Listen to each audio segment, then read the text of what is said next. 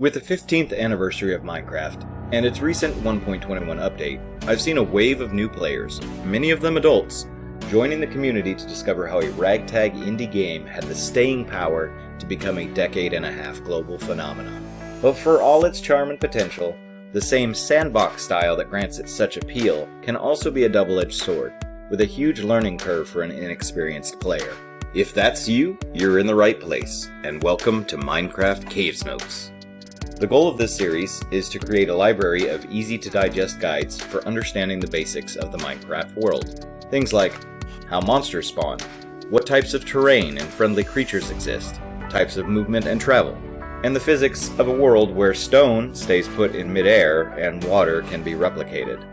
What this guide will not do is, number 1, attempt to replace the wiki. I'll leave a link in the description in case you'd like to search up any additional information. 2, not going to tell you how to play. How you play is up to you. What I'm offering are quick start suggestions and a foundation for how the game works. You can use that information however you choose. Number 3, I won't take sides on the Java versus Bedrock debate.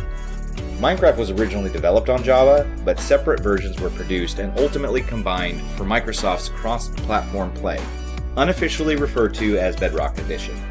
There are plenty of opinions on the two, but for this guide, any differences will be for informational purposes, and for most topics, the version you use won't matter. Number 4, I won't deep dive into advanced topics.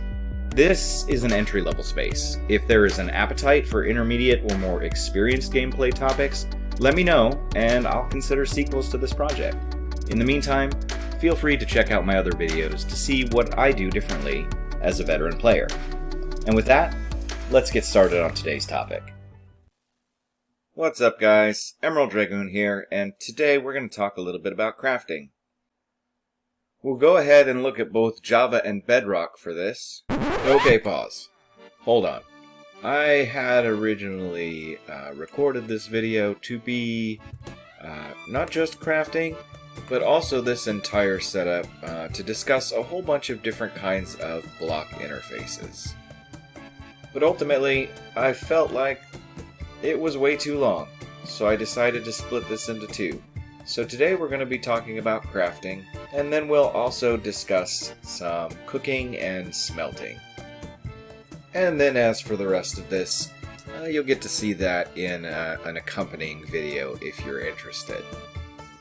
Alright, let's get back to CavesNotes. We did touch on it a little bit in our first day survival video, but obviously, as half of the game's name, you'd think crafting might be pretty important. So let's talk a little bit more about how to craft in Minecraft. Clicking the Use button on the crafting table will open the user interface.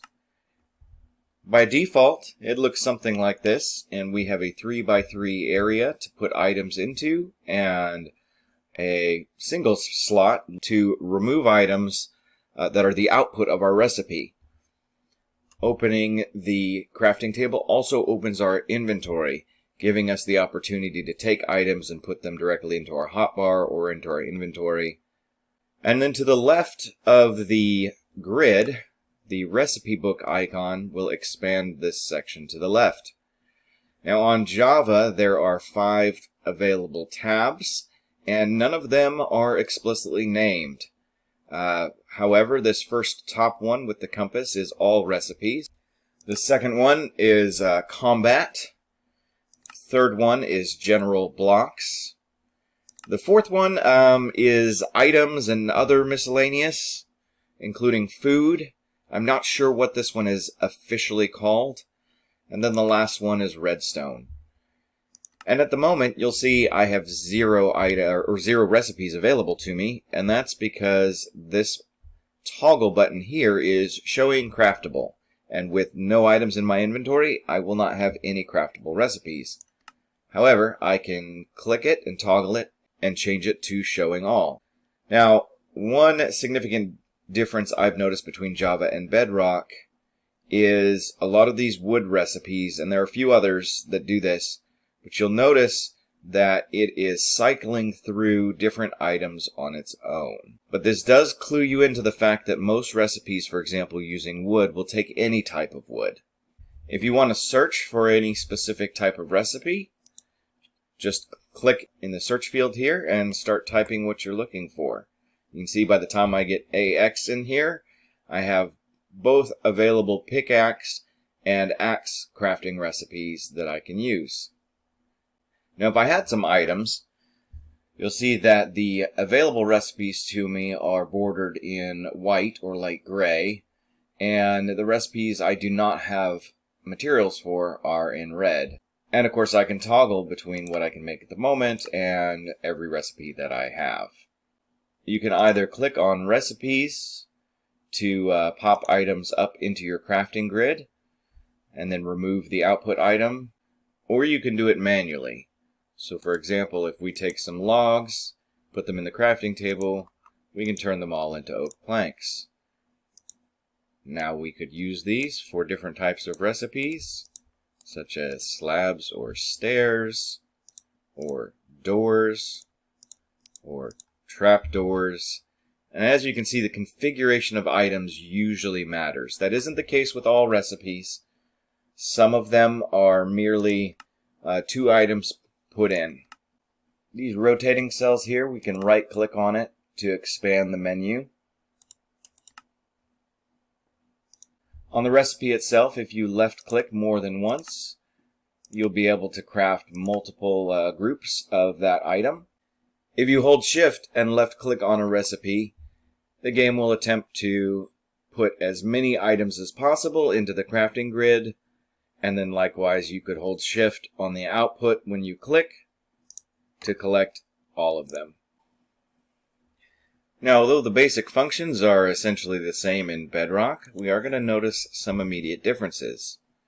Here in the crafting menu, the recipe book icon is up here to the left, and instead of being a single toggle button, is a dual toggle button. Clicking the chest with the recipe book will open the recipe book.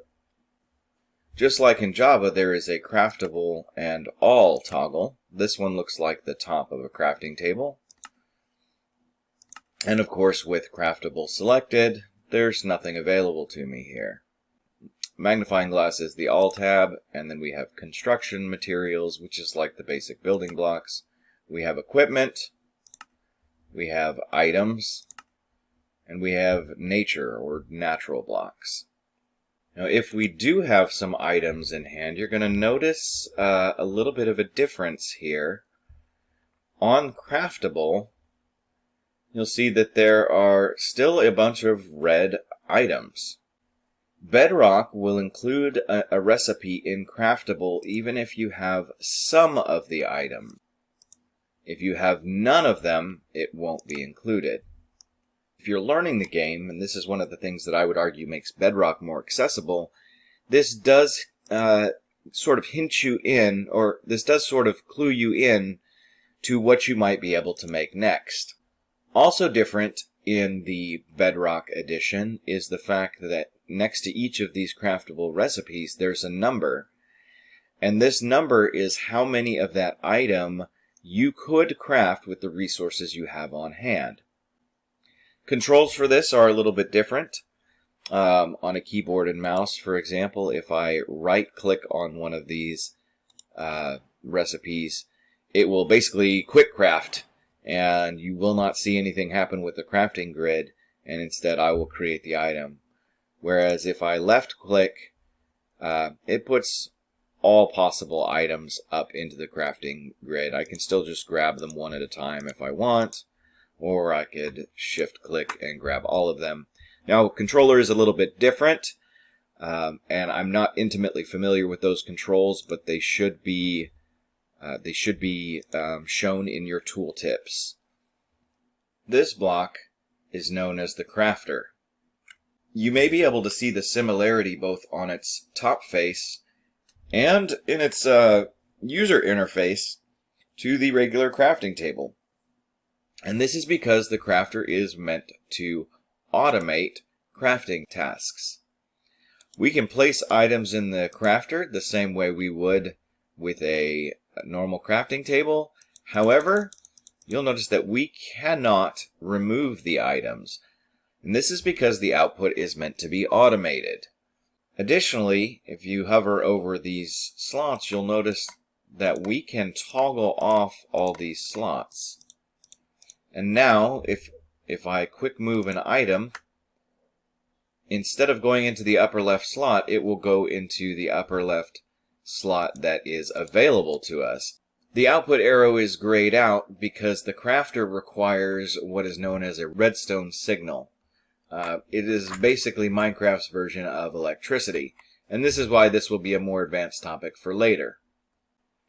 Well, for now, that's really all we need to talk about for crafting. I don't want to spoil all the recipes for you. Moving on, we have the furnace. This is used for either smelting or cooking items. Furnace has a pretty simple interface. It's got a spot for the item being cooked, and then it has a spot down here for fuel. We went over the furnace briefly in our first day video, but one of the things that we didn't talk about was the recipe book. Clicking over here on the recipe book does actually break down the different things that we can cook in the furnace. And likewise, it has an all tab, it has a food tab, it has a blocks tab, and then it has an ores and items tab. So as a new player, for example, one of the things that might be confusing in the beginning is that when you mine stone, you actually get cobblestone. However, our recipe book here shows us that we can make stone by smelting cobblestone back down. And likewise, there's a toggle button for showing smeltable and showing all. Unfortunately, the recipe book function is only available on Java and does not appear for furnaces in the Bedrock edition. This chest back here shows almost everything that can be used as fuel in a furnace. The best items tend to be these ones up top here. However, wood items of almost any type can be used, as well as bamboo, saplings, to include the azalea bush, and even some wool items. One way you could dispose of your wooden tools or weapons when you upgrade to better ones would be to go ahead and use them as fuel in your furnace. Next we have the blast furnace and the smoker. These two items function almost exactly the same way as furnaces. Their interface is the same. However, you'll notice on the left that they are very specific in what they can cook. A smoker is meant for food. A blast furnace is meant for ores or metals. Down here we have some examples of what could be cooked in a blast furnace. This isn't everything, but these are the types of items that you could look at, especially for Bedrock players who don't have the recipe book. And then for the smoker, these are the different food items. Kelp is not actually food, but when it is cooked, it can be eaten. And then ironically, when it's cooked in a furnace, those cooked dried kelp, as they're called, can be crafted into a block and used as fuel. Now, why have I put these behind fences? Well, that is because both of these are also workstations for villagers and will grant them respective jobs. In the case of the blast furnace, this is a workstation for an armorer, and the smoker is a workstation for a butcher. More on all that when we get into villagers. Well, that's about enough for today's lesson. As you can see, there are lots of different topics that we still have to cover. I promise we'll get to them soon. So get out there, do some crafting, and I'll see you soon. Thanks for watching.